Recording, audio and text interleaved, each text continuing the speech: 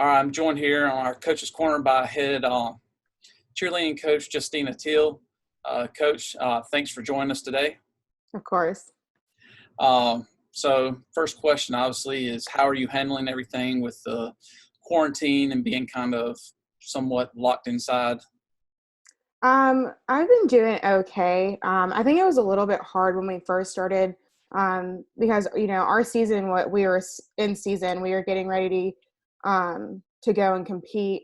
When we got the news that our season was going to be over, we were competing for the first time the week following. So it was really hard at first, being shut in and then not being able to kind of see our kids.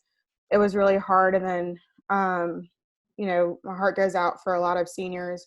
My seniors took it pretty hard at first.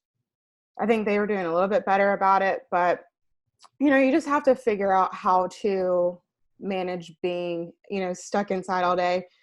So what I've been doing is just, trying to, pick up a book or kind of just stay busy planning for next year, which is also hard trying to do stuff inside because we don't really know when we're going to be out of quarantine. So it's been an adjustment. You just kind of got to take it with a grain of salt. Yeah, most definitely. So have you been able to stay in touch with your student athletes? Yeah.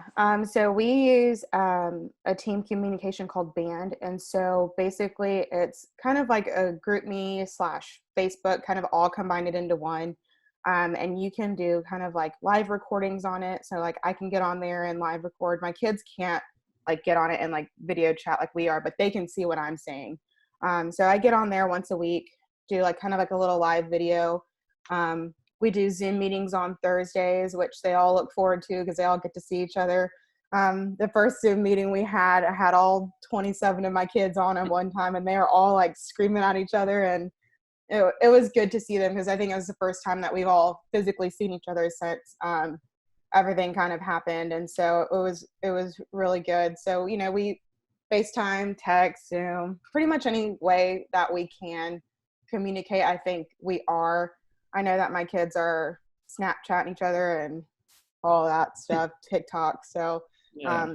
but yeah, I probably talk to everyone once a day, every day. If it's not through like a text message, they're calling me to fix a problem. Yeah. So, yeah. Okay. Well, you talked a little bit before about the fact that y'all were getting ready to go compete for the in the nationals. How did you feel like your season went up to that point, and how did you think your team was prepared for the nationals? I think that, through because cheerleading goes all year round. People don't really get to see that part, but we go. Football season starts, and we go through all through football season, and then as soon as football season is over, we have a period where football and basketball kind of overlaps. And so we go straight from football into basketball season. And then from there, we go straight into our competition season, which is kind of like full force. They don't really stop. So I think, we've had a few injuries, concussions. We've had some, shoulder problems, fingers out of place. And so I think that this year, I made our routine this year. We didn't bring anyone else in. I made the routine from start to finish. And I think that this is probably one of the harder routines that they've had in a very long time. And they were finally hitting it. So it's kind of bittersweet because they've worked so hard all year trying to hit these skills that are really hard. And as a coach, all year you're looking at it and you're like, man, do I take it out? Do I leave it? Do I make it easier?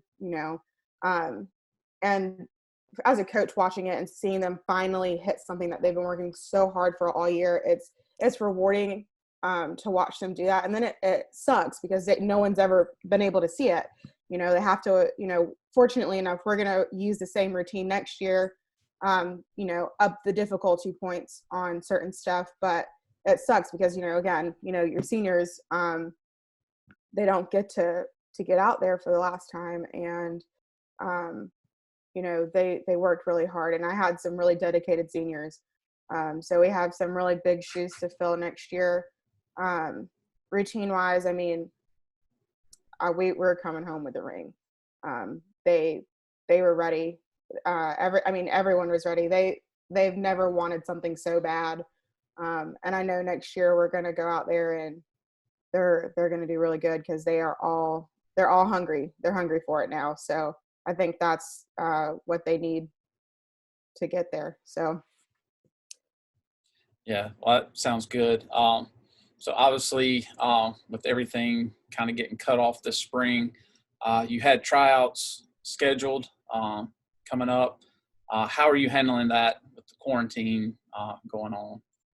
So what we've done is we are doing our tryouts virtually. And so what we did was we did like a Google form, just are you interested in trying out? Yes or no kind of thing. And then from there, what I did, I took everyone who was interested and I sent them another Google form and like a kind of like a breakdown of our original form, but virtually. And so from there, what they do is they kind of upload their headshots of themselves so we kind of know who they are, what they look like.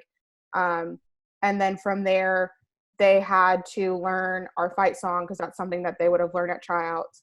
Um, learn the fight song. We got a cheer through UCA, tryout cheer for the UCA that they had to learn. And then they had to submit if they had any past videos of like stunning or tumbling, then they would just put that on a video and then make that video kind of like in a like upload it to YouTube or put it in a like Dropbox and then put that link into our form. And then myself and my assistant coach have been sitting down and watching them and pretty much saying yes or no.